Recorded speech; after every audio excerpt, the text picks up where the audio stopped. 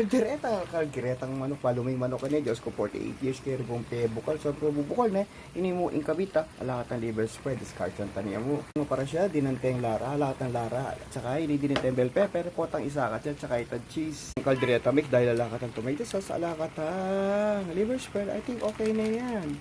And of course, dinang cheese pinandit, at saka ita bell pepper. Yeah, I'm gonna put ang ating bell pepper.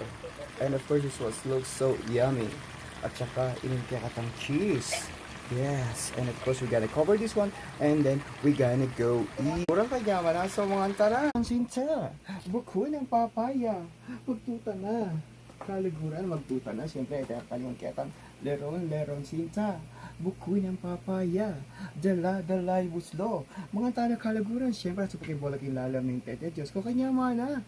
Ay, ne, inkekatang kalgiretang manok. This one is I think is a native chicken. Just ko. Pwede guys kung pepa kai.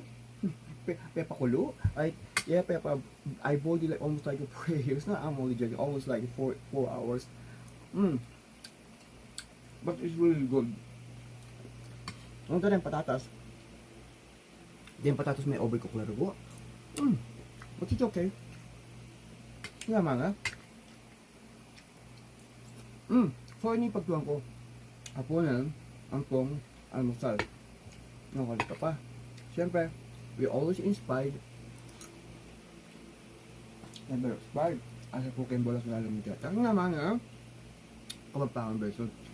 Imagine that this one is alwaya mo rin native. In Pilipinas, I was on the renical. But the bone is really strong. But the meat is what so tender. Wow. It was so yummy. Pampangan version food trip dami itong natukatarugot yung barang wala. O itang bala mo singlasan niya yung kaliguran. Singlasan niya yung what you call it body press ng Pilipinas.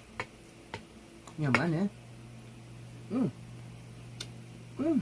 we always inspired, never inspired. That's masarap kaya ako nga, pampangang version.